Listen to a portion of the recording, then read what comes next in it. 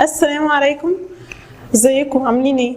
احنا جاي النهارده اكلمكم على مشكله تقريبا بنشوفها كلنا ولسه هنشوفها على مدار العصور كلها. الاعداديه بتخلص والعيله بتبتدي تظهر وتتقسم. حبيبي ما شاء الله شايفاك دكتور قد الدنيا، لازم حبيبي ما شاء الله علمي علوم وطب، بعد اذنك خالته بقى لا طب ايه وبتاع، هتضيع عمرك يا حبيبي ولسه وراك جيش وبتاع، لا هنفرح بيك امتى؟ صيدله اسمع مني، دكتور برضه دكتور، وهنفتح صيدليه وفلوس هنلعب بيها واسمك كبير كده يا حبيبي ان شاء الله باذن الله. تيجي بقى طنط لا هتضيعوا مستقبل الواد، حرام عليكم حرام عليكم يا جماعه. هندسه معروفه هندسه هي الاصل الاساس، هندسه يا جماعه. فانت صراحه وانت بتسمع الكلام ده كله بيكون احساسك تبين هيبقى مرار طافح. نسيت بقى العيله كده على جنب، ندخل بقى عليك انت كطالب تدخل اولى ثانوي، تبتدي تحس ان انت تايه. انا مش عارف انا فين، هو انا هكمل علمي ولا هكمل ادبي؟ هو انا طب يعني الصح اعمل ايه؟ طب بحس ساعتها مثلا ان الكيمياء جميله شداني قوي، بس التاريخ واو فظيع، لا مش قادر، التاريخ بيشدني اكتر. تحس ساعتها ان انت لما تعرف بقى ان انت لما تدخل علمي هتاخد احياء. ايه الطعابه والحلاوه دي اقسم بالله. الله، فيزياء. ايه القرف ده يا جدعان؟ نشوف ادبي، ممكن نشوف ادبي. طيب ادبي ظروفي انا هاخد ايه مع ادبي؟ علم نفس، لا ما تقولش بجد والله بجد مبسوطه قوي، لا معاك جغرافيا. طب ايه احاول صنايع؟ ده بيكون احساسي، يعني ده بيكون رد فعلي. احاول صنايع بقى، الحق نفسي صنايع. انا مش عارف انا عايزه ايه، انا مش عارف انتوا بتتكلموا بجد. طيب يعني دي كده تقريبا المشكله، انا مش عارف انا عايزه ايه، بس بيظهر بقى جواها شويه مشكلات تانية اكتر بكتير، وهي ان انا وانا صغير كنت بحلم ان انا ابقى دكتور. انا كان دايما عندي السماعه دي، وكنت دايما اي حد تعبان عندنا بروح حبيبي انت عندك برد تسمع مني، واي حد كان وهو صغير عنده برد فانا هو برد.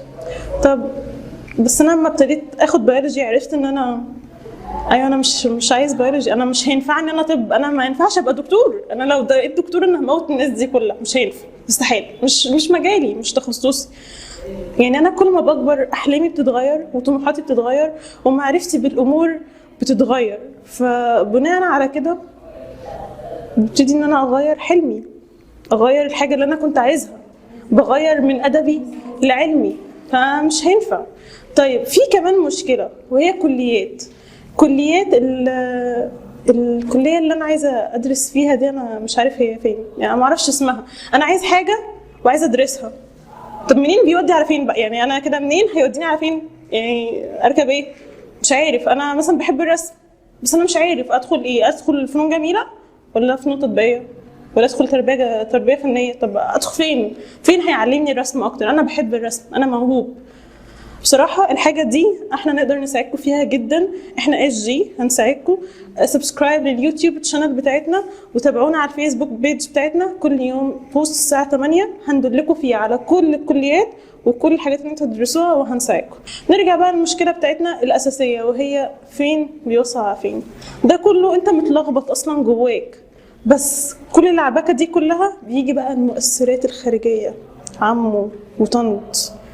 لازم يا حبيبي لازم، عارف كده هما بيلعبكوا هنا كده وهم مش حاسين، هم بيعملوا كارثه، يعني هم بيعملوا كارثه حقيقي بجد. يقول شفت مش عارفه مين ده ابن طنط باكينام دخل مش عارفه ايه وبقى ما شاء الله عليه ما شاء الله عليه، ده انت ابن طنط شاكيناز حبيبي ما شاء الله الله اكبر، يا ريتك تبقى نصه حتى. مش كده ان هم ما يعرفوش ان ابن طنط شاكيناز دوت اصلا دخل كليه هو مش عايزها وبعدين سقط فيها 7 سنين وبعدين حول، يعني هم ما يعرفوش الموضوع ده. هو دخل كليه القمه في نظرهم، ودوت المفهوم الغبي اللي عندنا في مصر. عشان كده في كليات كتير من ضمنها مثلا زي كليه التخطيط العمراني، في ناس كتير ما تسمعش عنها مع ان هي كليه كويسه جدا واسم كبير جدا، بس احنا ما نعرفش لان هي اسمها مش من ضمن كليات القمه. طب فين الحل؟ انا لحد دلوقتي انا رصيت شويه مشاكل كده فين الحل؟ انا مش عارف. اعمل الصح. يعني اعمل ايه؟ اعمل الصح. انا سمعتك، اعمل ايه بقى؟ اعمل الصح. هو ده نفس الاحساس اللي بيجي لك كده، صوت الفنان الكبير غسان مطر كده وهو بيقول لك اعمل الصح. طب فين الصح؟ بص انا ما اقدرش اقول لك فين الصح، ما اقدرش اقول لك ادخل علمي ولا ادبي، بس انا هساعدك. هقول لك تعمل ايه. اولا ركز في المواد اولى ثانوي. اعرف المواد دي مش معيار ولا مقياس للي هيحصل لك بعد كده، مش معيار خالص للي هيحصل فيك بعد كده. بس هو الحوار كله ان هي بتفتح لك كده زي بوابات بتعرفك فين بعد كده المجالات. يعني الجغرافيا دي انت في قابليه ما بينك وما بينها قادر تتعامل معاها.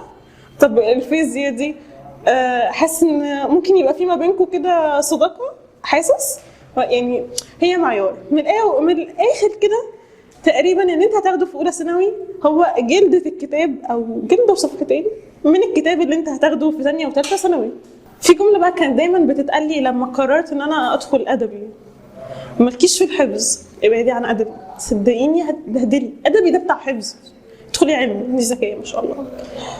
وانا عايزه اقول لك على حاجه، الجمله دي غلط 100% وملهاش اي اساس من الصحه خالص، سواء علمي ولا ادبي انت كده كده هتحفظ. اهم حاجه بقى وهي تقريبا الاخيره في الفيديو دوت، انت عايز تدخل علمي ولا ادبي؟ طب انا هساعدك. اولا انت لازم تقرا كتير، لازم تقرا كتير وتزود خبراتك ومعلوماتك في كل مجال في الحياه.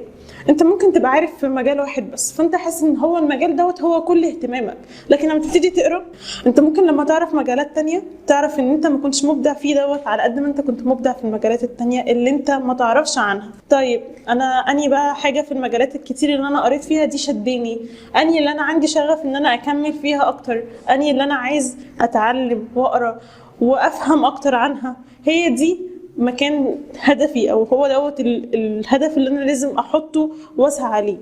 طيب انا تقريبا كده قريت وحطيت هدف. طيب هو انا هوصل للهدف ازاي؟ لازم يبقى عندي شغف للهدف، لازم كل ما اقع اعرف ان انا اقوم. ايه اللي بيقومني من على الارض وانا واقع وبتمرمط وبتبهدل؟ ايه غير الشغف؟